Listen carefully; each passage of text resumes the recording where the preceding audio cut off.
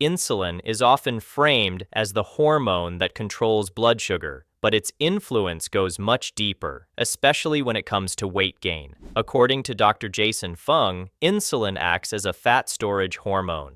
When insulin levels are high, your body gets the signal to store energy rather than burn it. This means fat stays locked away, no matter how few calories you're eating or how hard you're working out. Every time you eat, especially meals high in sugar or refined carbs, your pancreas releases insulin. The more often you eat, the more insulin circulates. Over time, constantly elevated insulin levels may lead to a condition called insulin resistance, where cells stop responding properly and the body compensates by producing even more insulin. This creates a vicious cycle: higher insulin, more fat storage, and increasing difficulty in accessing your own fat for energy. Even so-called healthy habits, like frequent small meals or calorie-controlled snacks, can keep insulin high throughout the day. That protein bar or low-fat yogurt might seem harmless, but if it triggers insulin, it could still be working against fat loss. If you give them enough insulin, they will gain weight because insulin is shifting that relationship between calories in and calories out. And that's the whole problem.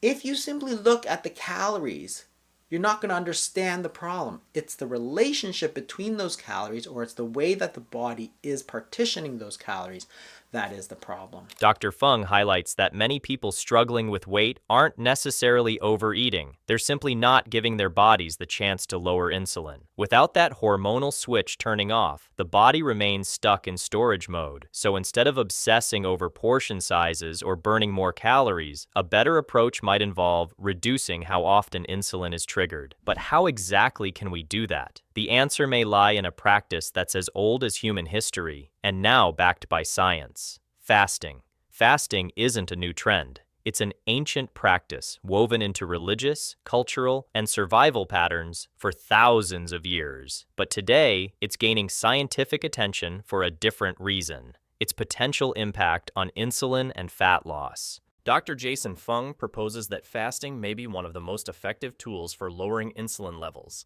giving the body a break from constant feeding, and unlocking stored fat for energy. Then when you fast, when you're not eating after dinner, right, 12, 14 hours, your insulin's going to go down. Now you're going to pull those calories back out. So you fast from, say, dinner, say it's 7 p.m. to 7 a.m. That's a 12-hour fasting period. When you fast, you're not just reducing calories. You're removing the stimulus that causes insulin to rise. With no food intake, insulin levels gradually decline, which may signal the body to switch from storing fat to burning it.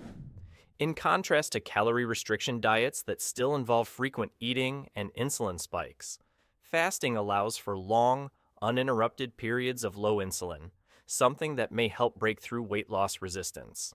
There are several styles of fasting. The 16-8 method involves fasting for 16 hours and eating within an 8-hour window. One meal a day compresses eating into a single meal. Some go longer, 24-hour fasts a few times per week, or alternate day fasting. These variations offer flexibility, allowing individuals to find a rhythm that works for their schedule and hunger cues. Beyond insulin control, fasting may offer additional benefits. Some studies suggest it may support cellular cleanup, improve mental clarity, and help reduce food cravings over time. People often report feeling more energized and less obsessed with food, a surprising outcome for something that involves not eating.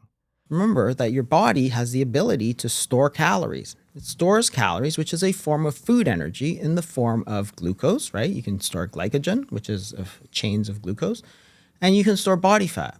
When you don't eat, your body is going to start burning the glucose or start burning the body fat, and you have too much of both. Therefore, if you fast, that's all that's going to happen. And it's a completely natural process. It happens in everybody. Back in caveman days, people were fasting all the time, whether it's voluntarily or involuntarily.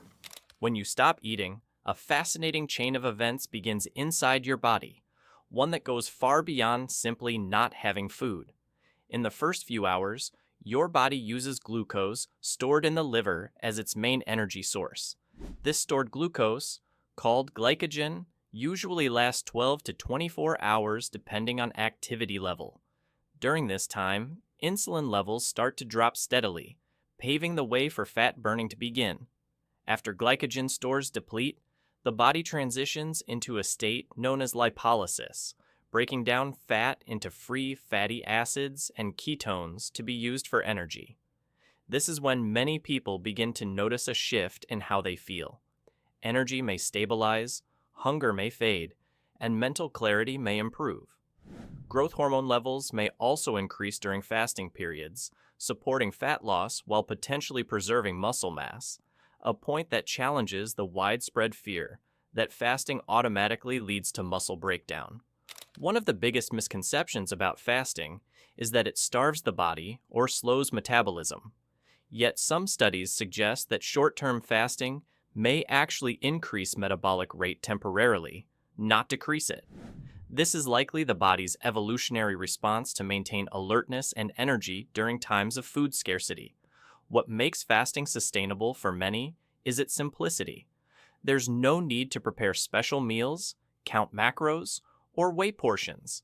Instead of constantly eating small meals that may trigger insulin again and again, fasting gives your body a chance to rest, reset, and potentially burn fat more efficiently. The real challenge in lasting weight loss may not be found in resisting food, but in relearning how to listen to the body. Fasting, as Dr. Jason Fung proposes, isn't about punishment or deprivation. It's about allowing the body to restore balance. The obsession with numbers, calories in, calories out, has led many into frustration. But biology doesn't always follow math. It follows hormones, timing, and adaptation. And sometimes the solution isn't to do more, but to pause, give space, and let the body lead the way.